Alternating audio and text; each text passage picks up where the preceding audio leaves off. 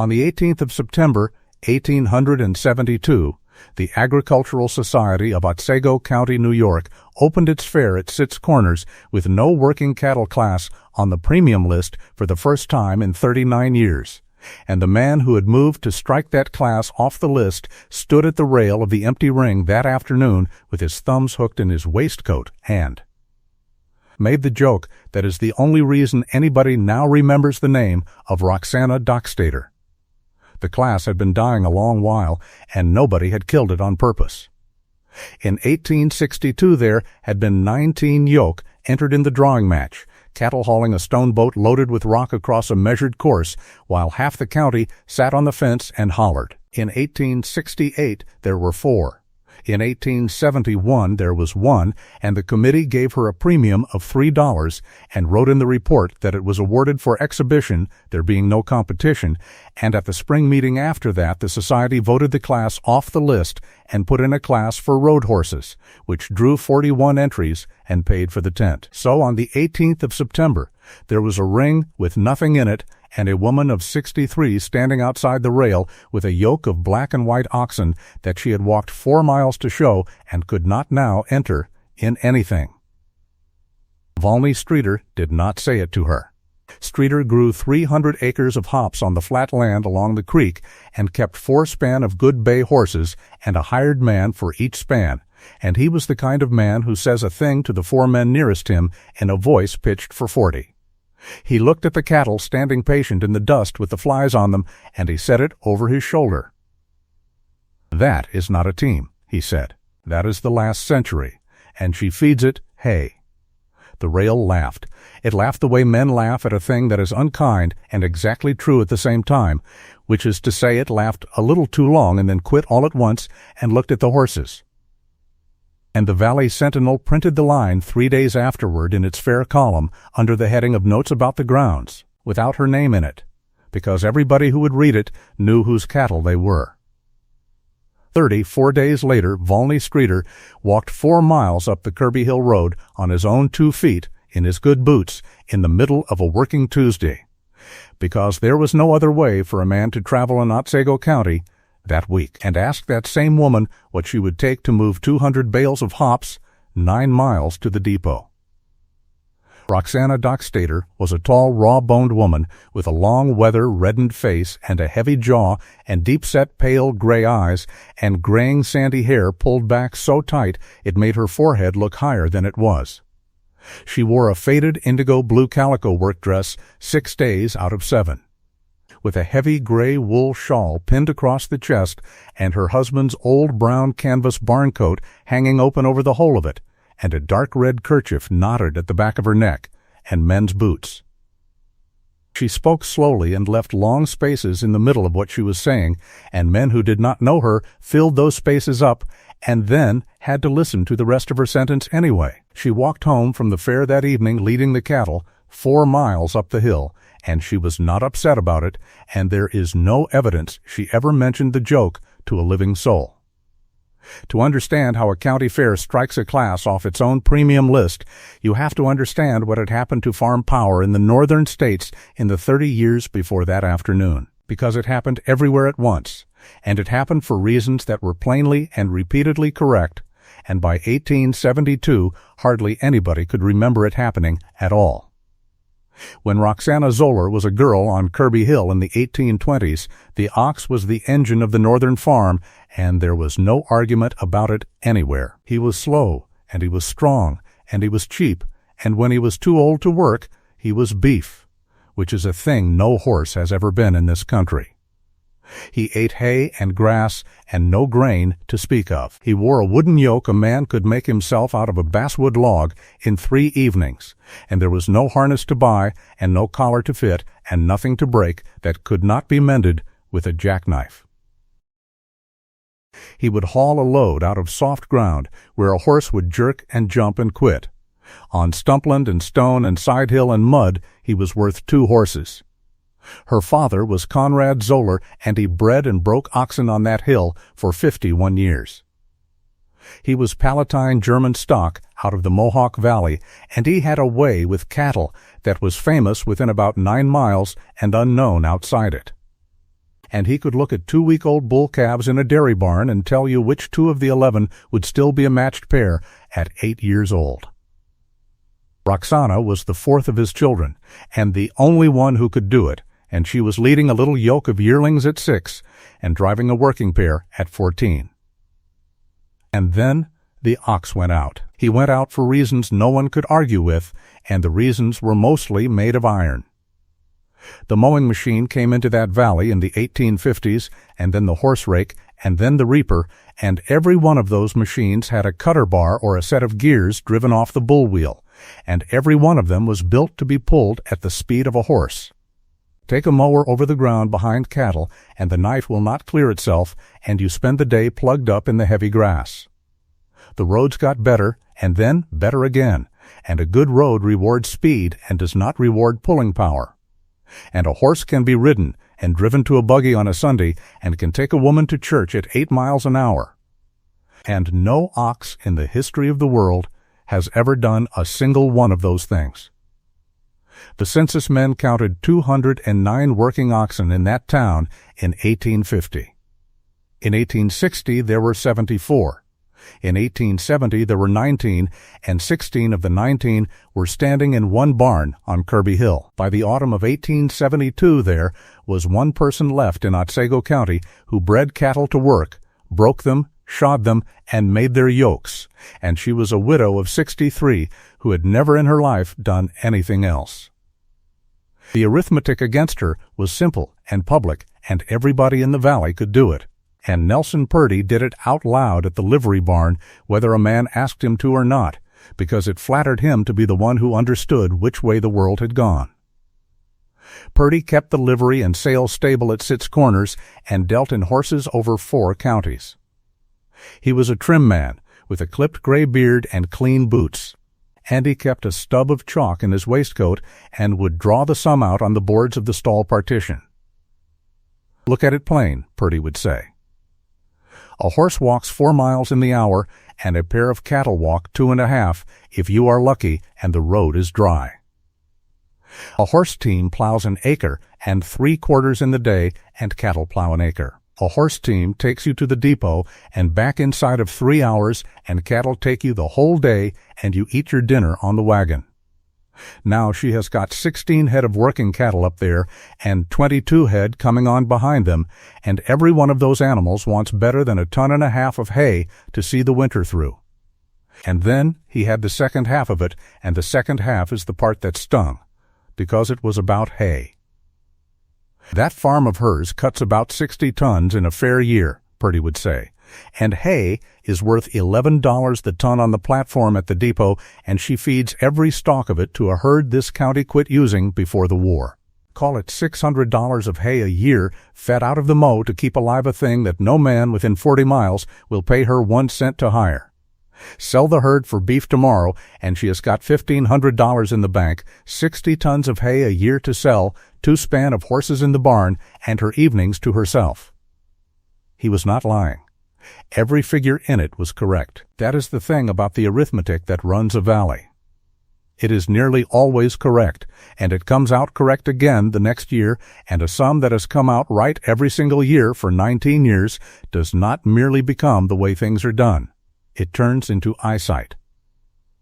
After 19 years, the people inside it cannot see the shape of it anymore, because they are looking through it at everything else. Roxana Dockstader farmed 210 acres on the shoulder of Kirby Hill, and about half of it was in grass, and the rest in oats and buckwheat, and a little corn, and a rough pasture running up to the ledges, and she kept 9 cows and sold butter, and about that part of her farm nobody in the county ever had a word to say. It was the cattle that were the argument, and the argument had been running since before her husband died. Elias Dockstader had been a teamster for the Zoller place before he married the daughter and a farmer for 30 years after, and he died in the January of 1866 of a lung complaint that took 11 weeks. Their son went out with a New York regiment in 1862 and died in a hospital in Washington the March after of camp fever, without ever having been in a battle. Their daughter married a man in the flour trade at Rochester and wrote at the end of every month, and a good many of those letters had contained, in one arrangement of words or another, the suggestion that her mother sell the herd and come west. The neighbors did not write letters. They said it to her across the fence and at the store and in the church shed while they were unhitching, kindly enough most of the time, because they liked her and had known her since she was a child, and a man can be genuinely fond of a woman and still be certain she is a fool. Mrs. Dockstader, sell the cattle, buy a good young span and hire the plowing done, and rest yourself a little. She had one answer, and she had been giving it in the same 7 words for so long that men could say it with her, and sometimes did, mouthing it behind her back at the store with their arms folded. "A horse you can buy," she said. "An ox you have to make." That was the public answer, and it was true as far as it went, and men heard it as an old woman's stubbornness cut down to a proverb. There was a second answer, and she gave it to nobody, and the 2 people who would have understood it without being told were both in the burying ground at the foot of the hill. In the spring and summer of 1863, the government bought the horses out of that valley. It had been buying them since 61, but 63 was the year it went through the hill towns like a comb.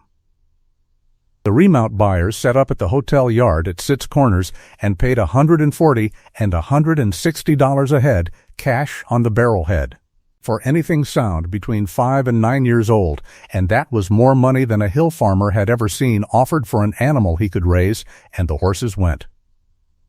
They went out of that county in strings of 30 and 40 at a time down the valley road to the cars. The young man who ran the scales and did the writing for the buyers that summer, and who took a commission of $2 on every head that passed, was Nelson Purdy, and he was 26 years old, and that commission is the exact money he built the livery barn with.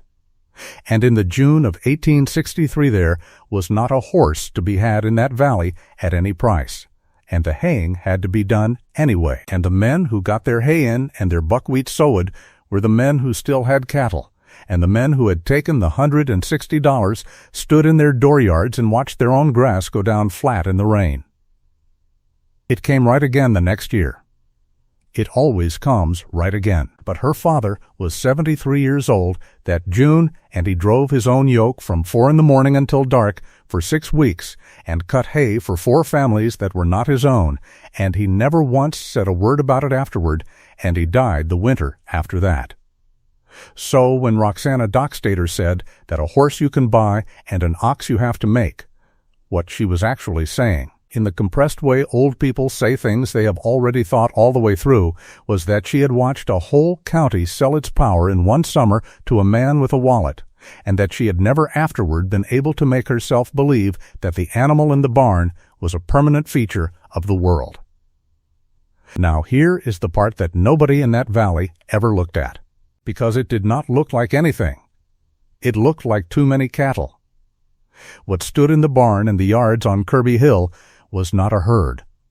It was a line, and the line ran in years, and it had been running without a break since her father set it up in 1821. An ox is a made thing. He is a bull calf, taken as one of a matched pair at a week old and never afterward separated from his mate for a whole day of his life. The 2 are picked for size and for the length of the leg and for temper and, if the person doing the picking is any good, for something in the eye. They go into a little yoke of soft wood at 6 months, no load behind it, just the weight of the yoke and the sound of a voice. At 1.5 years they draw a sled with a stone on it. At 2 they draw in earnest for an hour a day. At 4 they will work all day if the driver is patient and will quit on him if he is not. From 5 to 9, they are in their prime, and there is not a machine made in that century that will do on a side hill what they will do. At 10 or 11, they go to the butcher, and that is the only part of it that pays a bill. 4 years from the calf to a working animal. Not one. 4. And you cannot go faster, and there is no arrangement of money that makes a 3-year-old into a 5-year-old, and a pair broken by a man in a hurry is worse than no pair at all. because a spoiled ox stays spoiled, and every yoke he stands in afterward, he teaches the other one to be spoiled too. So the line has to run every year, or it has a hole in it. Skip 1 year of calves, and 4 years later there is a gap in the working stock that cannot be filled from anywhere, because nobody else is making them either. Her father's rule was that you never sell out of the working end of the line to make room, and you never let the young end of the line stand empty, and you carry the cost of the middle years in hay and say nothing about it. On the 1st of October, 1872, that line stood as follows: 8 yoke of broken working cattle, 16 head, from 5 years old to 10. 2 yoke of 4-year-olds green broke and steady in the furrow. 2 yoke of 3-year-olds working an hour a day. 3 pair of 2-year-olds. 4 pair of yearlings and calves. 38 head in 8 ages, every one of them in a pair, and every pair with a name that only she used. Against that stood 60 tons of hay in 3 mows, all of it fed, none of it sold.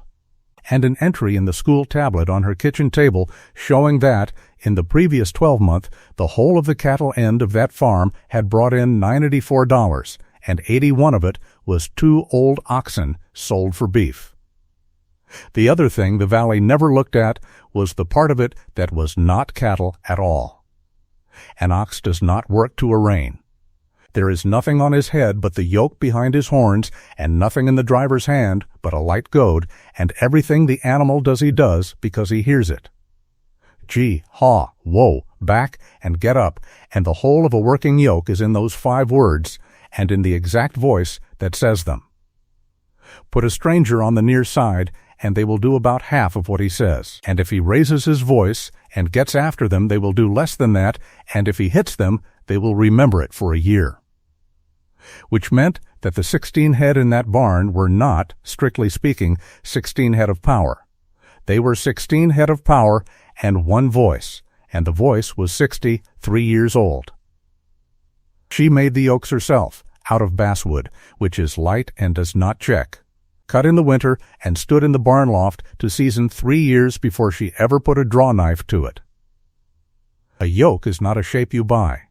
It is fitted to one particular pair, the bows bent hickory, steamed and set in a form and left there a month, the beam hollowed to the exact slope of 2 particular necks, and a yoke that fits will let a pair pull all day, and a yoke that does not will have them raw in a week.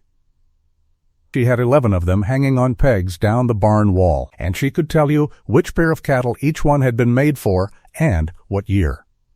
And she shod them, which by 1872 almost nobody in the state of New York could still do. A horse stands on 3 legs while you work the 4th and thinks nothing of it. An ox will not balance on 3, he will go down, and so an ox is shod in a frame, a heavy timber stall with a wide canvas belly band and a windlass, and you take his weight off the ground and lash the foot to a beam and put on 8 shoes, because his hoof is cloven and every foot takes 2. Her father built that frame out of oak in 1841, and there was a keg of ox nails on the shelf beside it and a box of half shoes, and it had not been used on another man's cattle in 9 years. So there is the position on the 1st of October, 1872.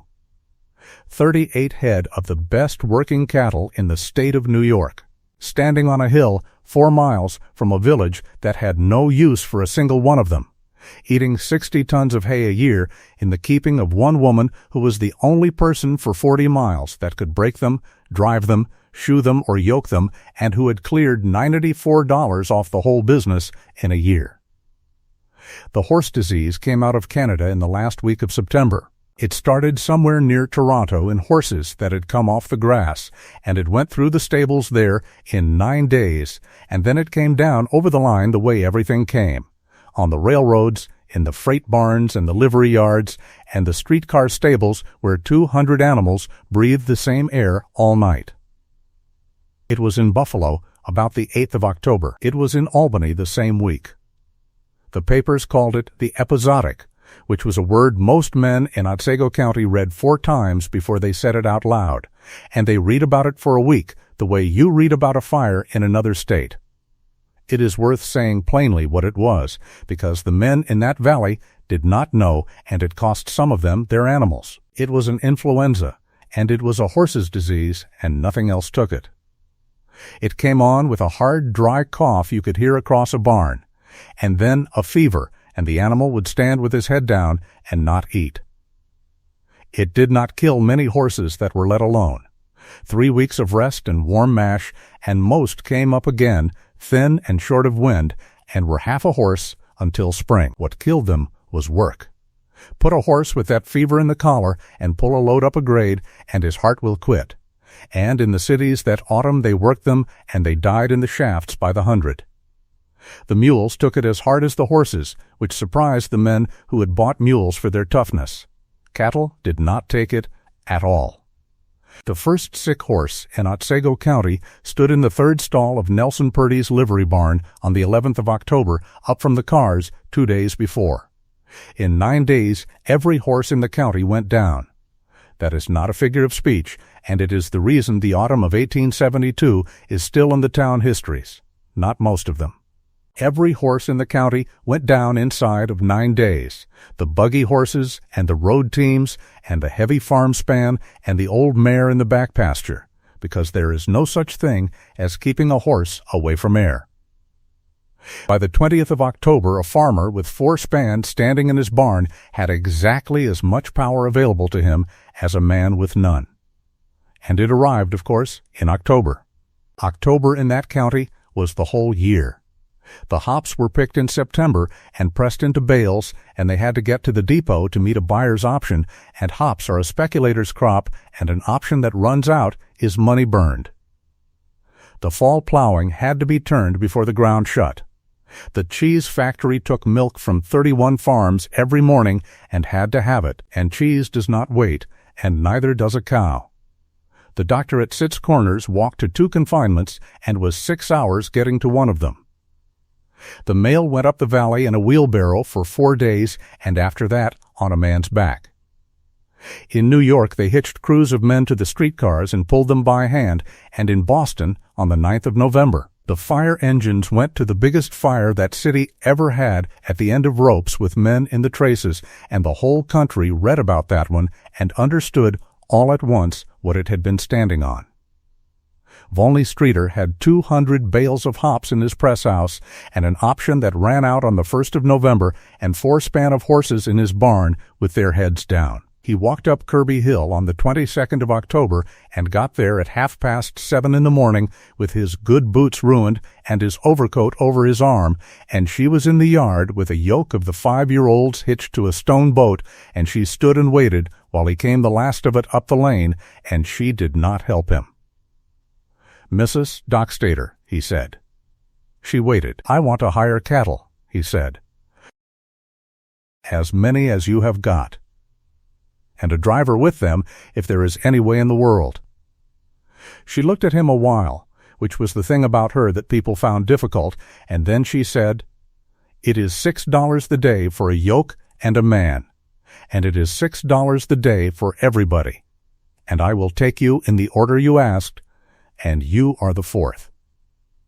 Streeter said, "The 4th. The doctor was first," she said. "Then the cheese factory. Then Ozias Kramer for his mother's wood. You are the 4th. Sit down on the wall, and I will write you in the book." $6 a day for a yoke of cattle and a driver was rather more than twice what a good horse team and a man had brought in that valley in September, and it was less than half what she could have got. And there are 2 letters and a newspaper piece that all say she never moved it by a nickel from the 22nd of October to the end of the business, no matter who was standing in the yard. What she could not do was be in 8 places at once, and that was the whole difficulty, and it took her 4 days to solve it, and it is the part of the story the old men in that county were still telling in 1920.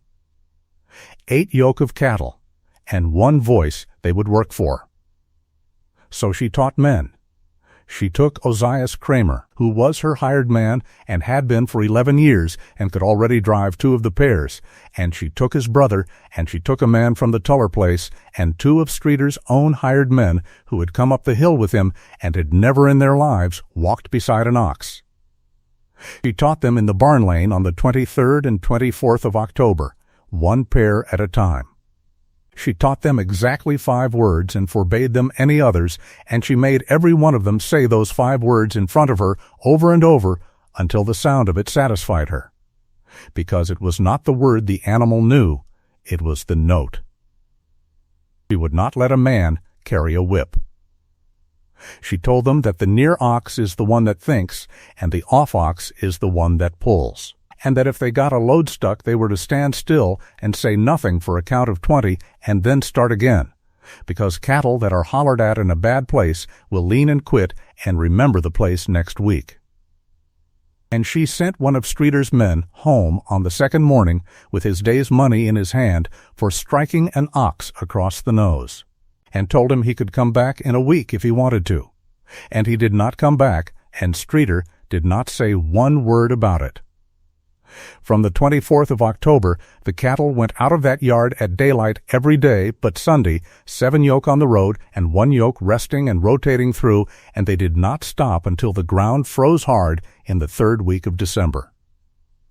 They drew hops. 104 wagon loads of baled hops went 9 miles down that valley to the freight house behind cattle, at $3 the load, and Volney Streeter met his option on the 31st of October with 4 hours to spare and made about $7,000 that he had entirely given up for lost. Which is a thing worth holding in your mind when you get to the end of this and read what she made. They drew milk to the cheese factory every morning for 6 weeks.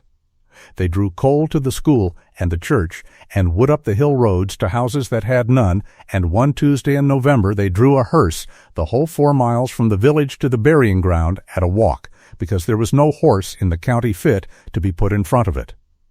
And nobody who saw that ever forgot it. They plowed. From the 4th of November until the ground shut, they turned 190 acres of fall ground that would otherwise have gone into the spring wet, 2 yoke ahead of the plow on the heavy pieces, and they were slow, and the slowness did not matter in the least. Because the alternative was not a faster plow. The alternative was no plow. Nelson Purdy came up the hill on the 29th of October in a light wagon drawn by a yoke of cattle he had hired from her the week before, which is a sentence he never afterward said out loud, and he had a proposition. He would buy the whole herd, all 38 head, and he named $3,200 cash on the spot. And he would keep them at the livery and hire them out, and she would never have to walk out of that dooryard again in the cold as long as she lived. She said she would sell him 2 yoke of the 4-year-olds at $230 the yoke, which was 3 times what a broken yoke had been worth in that county in August, and not 1 head more. Purdy said the herd was worth more to him than to her. She said that was very likely true, and that she would still not sell it, and that the reason was that he would break the pairs up inside of a month and sell them single to men who did not know 1 word of what they were saying, and by spring there would be 16 ruined animals scattered over 4 counties and not 1 working yoke in any of them. Then she wrote out on a piece of paper the 5 words and what each one meant, and which of the 2 he was buying was the near ox, and she made him read it back to her in the yard, and she took his money. There were 2 other trades that autumn that nobody had thought of in advance, and they are the ones that show what 40 years of a thing buys you. The first was shoeing. Men who could not hire cattle went and bought cattle wherever they could find them, and there were a few scattered old yokes still standing in barns in the back towns. Then the roads froze in the 1st week of November, and every one of those animals began to slip and go down on the grades, because they were unshod, and it turned out that there was not a blacksmith in 3 towns who owned an ox frame, or a half shoe, or the least idea how to lash up a foot. There was 1 frame in the county, and it was standing under a shed roof at the west end of a barn on Kirby Hill with a keg of nails beside it, built in 1841 by a man who had been dead 30 years. She shod 94 head between the 1st of November and the middle of January at $1.25 the head in the evenings and on Sundays with Ozias Kramer on the windlass. And men brought cattle to her from 22 miles off and stood in the barn watching and asking questions, and she answered every question anybody asked her that whole winter, which is a thing several of them mentioned afterward with some surprise. The second was Yoke's. A man who buys a pair of oxen has bought two animals and no way to fasten them together, and a yoke made for another pair will gall them raw in a week. She had a barn loft of basswood seasoning since 1868 for no reason except that her father had always kept 3 years of it standing there, and she made 22 yokes that winter, fitted, bows bent and set, and sold them at $9, which was about a third of what the men who wanted them would have paid. She kept the account in a school tablet on the kitchen table, in pencil, in a small upright hand, the same as she had kept it every year since 1849. This is what the tablet showed for the 6 months from the 1st of October, 1872, to the 1st of April, 1873. Teamwork by the day, a yoke and a driver, 311 team days at $5.50 to her after the driver's wage. $1,710.50. Hauling by the load to the depot, 104 loads at $3. $312. 2 yoke of 4-year-old steers sold at $230 the yoke. $460. Shoeing, 94 head at $1.25. $117.50. Yokes and bows made and sold, 22 at $9. $198. Steers broken to work for other men, 9 pair at $15 the pair. $135. $2,933. To put that figure where it belongs, you have to hold it against the valley it came out of. A hired man in Otsego County in 1872 got $18 a month and his board. A Good Hill farm of 200 acres, run hard by a man with 2 grown sons, cleared $400 or $500 in a year and thought well of itself. Nelson Purdy's livery, the best-paying business in the village, cleared about $900. Roxana Dockstader cleared $2,933 in 6 months off 38 head of cattle that the county fair had struck off its own premium list 23 days before the first horse in that county coughed. The whole of the previous 10 years of that herd added up honestly and set against the hay it had eaten was a loss, and she knew it to the dollar, because it was in the same tablet. She paid out $492 of it in driver's wages before the middle of February at a rate men talked about because she paid them by the day of the trouble and not by the wage of the spring. She put $340 into a new sill and floor under the east end of the barn, which had wanted it since her husband died. And in the April of 1873, she went round 11 dairies in 3 towns and bought 30 one-week-old bull calves at $3.50 a head, $108.50. Matched up into pairs in her head before she ever got them home, and she put them in the line at the young end of it, knowing perfectly well what she was doing, which was this. Those calves would not draw a load until 1877. By 1877, every horse in Otsego County would be sound and fat, and the hay would be worth $11 the ton, and nobody would give her $40 a yoke for the best cattle in the state. She bought them anyway. It was April. That is when you buy calves. The horses came back. They came back slowly, and they came back short of wind, and the papers said that a third of the horses in the northern states were not right again until the following summer, and a good many of the ones that had been worked sick never were. But by the March of 1873 there were teams on the road again, and by haying they were doing the haying, and the price of a broken yoke of oxen in that county went from $230 in October to $65 in 1875, and stayed about there. The Agricultural Society did not put the working cattle class back on the premium list. There was some talk of it at the spring meeting, and it came to nothing, and the road horse class drew 52 entries that year, the most it ever drew. The Valley Sentinel sent a young man up Kirby Hill in the January of 1873 and ran 2/3 of a column under a heading about the woman who saved the hop crop. And the piece has her husband's name wrong and calls the farm 90 acres and says she was 70 years old, which she was not. But there is one thing in it that is hers, because it does not sound like anything a newspaper man would write, and it was her answer when he asked her how she had known what was coming. "I never knew one thing that Nelson Purdy did not know," she said. "He was right, and I was wrong every year for 19 years, and I could not have told you why I kept on, except that a calf takes 4 years, and I had got in the way of having the 4 years behind me, and then one October there was not a man in this county who could get to the depot, and there is no road at all from where they were standing to where I was standing, except one that is 4 years long, and it does not run backward." Volney Streeter bought a pair of calves from her in the spring of 1874, and she picked them and made him the yoke and taught him the 5 words in his own barnyard, and he kept a yoke of cattle on that hop farm for the rest of his life, and was laughed at for it for 20 years. And there is a photograph taken about 1900 of an old man in a good overcoat standing at the head of a yoke of oxen in front of a hop house with his chin up. Roxana Dockstader died in the February of 1891 at 81 in the room she had come to as a bride.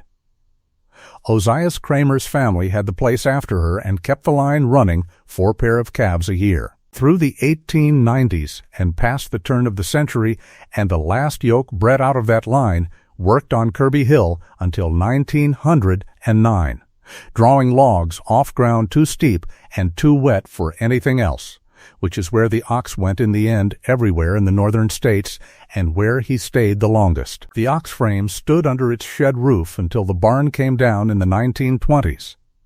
2 of the yokes went to a historical society in a neighboring county and are hanging there now with a card on them that says the wrong thing about how they were used.